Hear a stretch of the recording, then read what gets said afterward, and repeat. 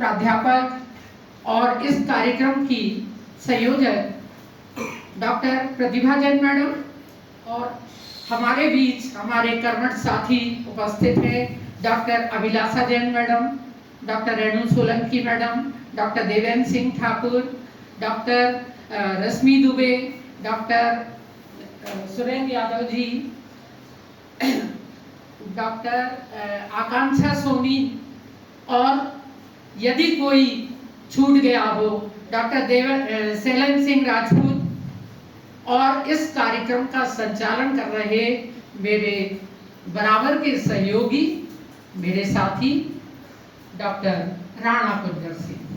आप सभी का और मेरे प्रिय विद्यार्थियों का, मेरे शोधार्थियों का जो पूरे मनोयोग से कल से लेकर आज तक कार्यक्रम का आयोजन कर रहे हैं, तैयारी कर रहे हैं, आप सभी का इस मंच से हार्दिक स्वागत है।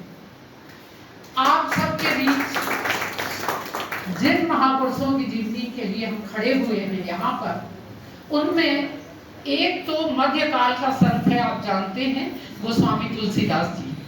इनकी चर्चा में थोड़ी ही देर बात करने वाली हूँ। बहुत कम शब्दों में आपके सामने दोनों का परिचय देना चाहूंगी। पहले हम उपन्यास सम्राट प्रेमचंद को ही लेते हैं। प्रेमचंद 1880 में जन्मे और 1900 से लगभग हमारे सामने उनकी रचनाएं आने लगी। 1900 से 1936 तक का जो समय आप देख रहे हैं, ये भारत के क्षेत्र में प्रगतिवाद का क्षेत्र है, समाजवाद की भूमिका बनने लगी है और जिसका विकराल रूप वर्ग विभेद के रूप में हमारे सामने आने लगा है। ऐसे कठिन समय में उर्दू से शुरुआत करके नवाब राय के नाम से प्रेमचंद ने शुरुआत कर दी, सोजे वतन के नाम से, और धीरे धीरे कालांतर में हिंदी की तरफ आ गए। जब वे हिंदी की तरफ आते हैं तो आप देखिए पूरे साहित्य जगत में ऐसा युग प्रवर्तक आपको कहीं नहीं मिलेगा जिसने अपना सब कुछ त्याग कर, फटे जूते पहनते हैं प्रेमचंद, सब कुछ त्याग कर इतने उपन्यास, इतनी कहानियां सामाजिक भाव भूमि पर लिख दी जो हमारे तत्कालीन परिवेश को सुधारने में कारगर थी। आप देखिए उस समय जो है बहुत सी विसंगतियां चल रही हैं प्रत्येक क्षेत्र में, राजनीतिक क्षेत्र में, आर्थिक क्षेत्र में, धार्मिक क्षेत्र में, और हमारा समाज क्या कर रहा है? हमारा समाज जो है कुरीतियों में डूबा हुआ है, रूढ़िवादिता में डूबा हुआ है। उस रूढ़िवादिता से उस समाज को कैसे निकाला जाए, कैसे उसकी उन्नति का मार्ग खोला जाए, ये प्रयास प्रेमचंद का था। आप एक एक कहानी उठा के देखिए। अभी राणा सर ने बताया आपको 300 से अधिक कहानियां उनकी मानसरोवर में 300 कहानियां मिल जाती है आपको। एक और अच्छी बात आप देखिए, उनकी सारी कहानियों को, सारे उपन्यासों को फिल्माया जा चुका है। आप बूढ़ी काकी देखना चाहें, अमेज़न पे आप बोल दे बूढ़ी काकी, आपको तुरंत कहानी आपको सामने मिल जाएगी। हमारे जो संस्कार हैं, हमारे जो जीवन मूल्य हैं, वो किस तरह से खोते जा रहे हैं बूढ़ी काकी में। आप देखिए, हम मृत व्यक्ति का श्राद्ध मनाते हैं और जीवित व्यक्ति भूखा मर रहा है, पत्तल से जूठन चाट रहा है। ये स्थिति हमारे बुजुर्गों की हो गई और हमें ध्यान ही नहीं। कहाँ जा रहे हैं, किस तरफ जा रहे हैं? गोदान में ये कहा गया कि मृत्यु के समय तक कम से कम गोदान हो जाना चाहिए। गाय का दान बहुत जरूरी है। आपके घर में खाने को ना हो कोई बात नहीं। तो जो भारतीय किसान ऋण में जन्म लेता है, ऋण में पोषित होता है, ऋण में मरता है और ऋण अपनी धरोहर के रूप में आगामी अपनी संतान को छोड़ जाता है, ऐसे दीनहीन किसान के हाथ से भी गोदान कराया जाता है। दिखावे की समस्या देखिए, मध्य वर्ग कहां जा रहा है? आभूषण प्रियता इतनी बढ़ गई है कि उसके चक्कर में गबन करना पड़ता है।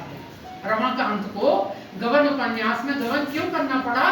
क्योंकि उसकी पत्नी को आभूषण बहुत प्रिय है, उसको आभूषण पहनना है, समाज को दिखाना है।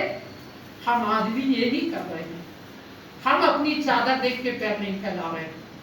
तो प्रेमचंद का साहित्य उस युग में जितना प्रासंगिक है आज भी है। सभी उपन्यासों के नाम मैं नहीं लूंगी, निर्मला सेवा सदन, ये सब जो हैं वे बाल विवाह, अनमेल विवाह, दहेज प्रथा, इन सब पर केंद्रित हैं। एक चीज आपको बता देना चाहते हैं कि प्रेमचंद ने जो पात्र लिए हैं अपने साहित्य में, वो पात्र जीवित पात्र है, उनके सामने मौजूद है वो पात्र। होरी जिंदा है, होरी को जो भोगते हुए देख रहे हैं, वो दहिया को देखते हुए भोगते हुए जो देख रहे हैं, वही उठाकर अपनी लेखनी से लिख रहे हैं। और जो लिख रहे हैं वो तो यथार्थ है, लेकिन क्या होना चाहिए इस आदर्श को भी हमारे सामने रखते हैं। ये उनका आदर्शोन्मुख यथार्थवाद है। पंच परमेश्वर से लेकर कफन कहानी तक आते आते 1936 तक, मरते दम तक वह युग प्रवर्तक हमें देता ही रहा। तो ऐसे साहित्यकार के आज हम जयंती समारोह मना रहे हैं। मैं चाहती हूँ कि आप में से जो भी विद्यार्थी यहाँ बोलने वाला है, कल जो मेरे संपर्क में थे, कल भी मैंने बोला था, आप केवल एक बिंदु को उठा लीजिए, एक कहानी को मनन कर लीजिए। केवल अभी जब तक यहाँ बोला जा रहा है, किसी एक कहानी, किसी एक उपन्यास पर मनन कर लीजिए और उसके बारे में आपको क्या लगता है कि वर्तमान समस्याओं से आप जो जूझ रहे हैं, क्या कहीं प्रेमचंद का समाधान आपको अपने जीवन में प्राप्त हो रहा है, हो सकता है? तो आप उसको मनन अवश्य करें। अब मैं थोड़ी सी एक चर्चा तुलसीदास पर भी 2 मिनट करना चाहूंगी। तुलसीदास के रामचरितमानस, कवितावली, दोहावली सब पढ़ते हैं आप।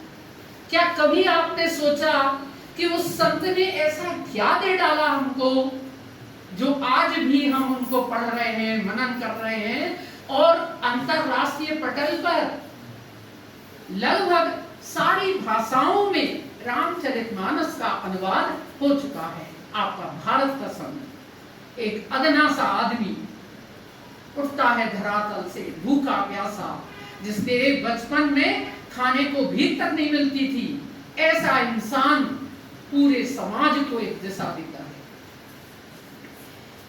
आप देखिए दास्य भाव की भक्ति क्यों अपनाते हैं? कहते हैं ऐसो को उदार जग माही, बिनु सेवा जो द्रव्य दीन पर राम सरिस को नाही। मैं उन राम को मानता हूँ जो भगवान नहीं है। कौन है वो? वो हमारे आदर्श हैं, वो हमें दिशा देने वाले हैं। इसलिए मैं उनके चरणों में नमन करता हूँ, उनकी दास्ता स्वीकार करता हूँ। हमारे जो मानव मूल्य हैं, उस समय भी मध्य युग के उस भारतीय समाज में भी और आज भी, क्या आपको नहीं लगता कि हमारे मानव मूल्य गिर रहे हैं, पतन हो रहा है उनका? हमें उनके पतन को रोकना होगा, और इस पतन को रोकने के लिए तुलसी का साहित्य जितना कारगर होगा, उतना कोई साहित्य नहीं हो पाएगा। सामाजिक समरसता के लिए ही तो कहते हैं सिया राम मैं सब जग जानी। हमारे सामने ये जो बच्चे बैठे हैं, क्या इनके अंदर कोई और परमात्मा है? मेरे अंदर कोई और है? नहीं, वही ईश्वर का अंश अखिल ब्रह्मांड के सृष्टि के कण कण में विद्यमान है। एक पत्ता भी उसकी मर्जी के बिना नहीं हिलता, नहीं हिल सकता। कैसे कोई अचानक चलते चलते गिर जाता है, मर जाता है? कैसे कोई लाखों की भीड़ में एक जीवित रह जाता है? तो ईश्वर है, और ईश्वर कहाँ है? हम सबके भीतर है। हमें अपने सद्गुणों को जगाना है। रामचरितमानस में पारिवारिक आदर्श आपने देखे, माता के क्या कर्तव्य होना चाहिए, पिता के क्या कर्तव्य होना चाहिए, भाई बहनों के क्या कर्तव्य होना चाहिए। सामाजिक आदर्श देखिए, हमारा परस्पर व्यवहार कैसा होना चाहिए। हमारा परस्पर व्यवहार ऐसा हो जो हमें सामाजिक सिद्ध कर सके। इसीलिए उन्होंने गुरु शिष्य के संबंध को उभारा। गुरु क्या है? कबीर ने तो कह दिया कि सदगुरु की महिमा अनंत, अनंत किया उपकार, लोचन अनंत उघाड़िया, अनंत दिखावन हार। ज्ञान चक्षुओं को तो खोल रहा है वो, लेकिन हमारे ज्ञान चक्षुओं को खुलने के बाद हमारे दायित्व क्या हो जाते हैं, उस पर भी हमें दृष्टिपात करना है। वर्तमान समय में यदि सचिव वैद गुरु तीन जो, प्रिय बोलहि भयास, यदि मंत्री गलत बोलेगा, केवल मीठा बोलेगा राजा के पास बैठ के, तो राज्य का विनाश हो जाएगा। वो कमियां तो बताए, क्या कमी, कहाँ कमी। गुरु यदि अपने शिष्य को शिक्षा देते समय उसके अवगुणों को नहीं बताएगा, इस डर से कि हमें फीस नहीं मिलेगी ट्यूशन की, हमें इसको लड़के को बहुत तारीफ करते रहना है, तो वो लड़का बर्बाद हो जाएगा, गलत दिशा पकड़ लेगा। आज उसको बुरा लगेगा उसके अवगुण बताने में, कल नहीं लगेगा।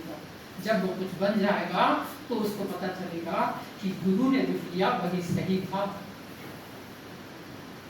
इसी तरह से डॉक्टर यदि रोगी को उसका रोग नहीं बताएगा तो वो जानलेवा हो जाएगा और उसकी मृत्यु हो सकती है। इस तरह के हमारे संबंध होने चाहिए। आज वो संबंध नहीं कि आपने अपने गुरु के पैर छू लिए और आपका दायित्व पूर्ण हो गया, नहीं। आप हमारे संपर्क में रहिए, हमसे मिलिए, हमसे मार्गदर्शन पाइए, तो हमारे कर्तव्य की सार्थकता है, नहीं तो कोई सार्थकता आपकी हमारी नहीं है। तो इस तरह से राजा का भी कर्तव्य उन्होंने बताया। राजा को कैसा होना चाहिए? माली भानु किसान सब, नीति निपुण नरपाल, प्रजा भाग बस होइगे, कबहु कबहु कलिकाल। माली क्या करता? सबको समान रूप से सींचता है, सबकी देखभाल करता है, जो कमजोर पौधे हैं उन पे ज्यादा ध्यान देता है। सूर्य अपनी रोशनी, अपना प्रकाश, अपनी ऊर्जा सबको समान रूप से देता है, और किसान पूरी फसल को समान दृष्टि से पोषित करता है। तो राजा का भी यह दायित्व है कि जहां कमजोर पक्ष उसको दिखाई दे, जहां राज्य में कमी दिखाई दे, उस कमी को वो पूरा करे। तो इस तरह से जीवन मूल्यों के संवर्धन में हमारे इन दोनों संतों का, एक आधुनिक युग का संत है, एक मध्य युग का संत है, वो जो हमें दे गए हैं उसको हमें अपने जीवन में आत्मसात करना है, उतार लेना है। आपकी कोई भी समस्या, आज इतने बच्चे हमारे सामने बैठे, मैंने कहा था और अभी फिर मैं कहूंगी, कोई भी कार्यक्रम में जब आप आते हो बेझिझक बैठो, कोई आपको डांट नहीं रहा, कोई मार नहीं रहा। आपके अंदर जो समस्या उठ रही है, जो बात उठ रही है, उस बात को उठाओ, तो ऊपर तक लेके तो आओ, मंच पर बोलो। मैं यहाँ व्यक्तिगत समस्या की बात नहीं कर रही हूँ, मैं यहाँ बात कर रही हूँ आपकी पढ़ाई से संबंधित कोई भी समस्या की। क्या समस्या आपके सामने है, और कहीं कोई साहित्यकार को जब आप पढ़ते हो, कोई महापुरुष को पढ़ते हो, तो उस महापुरुष से आपने क्या शिक्षा ग्रहण कर ली है, या क्या आप चाहते हो कि दूसरे भी वो चीज ग्रहण कर लें, उस चीज को यहाँ तक लेकर आओ, मंच तक लेकर आओ। मैं आप सभी को साधुवाद देती हूँ, और मैं चाहती हूँ कि आगामी जो भी प्रोग्राम आपका हो उसमें बढ़ चढ़ कर हिस्सा लेना, आप लोग संचालन करना, आप लोग बोलना, आप लोगों के विचार हम तक आए और हम बैठकर सुने, ये मैं चाहती हूँ।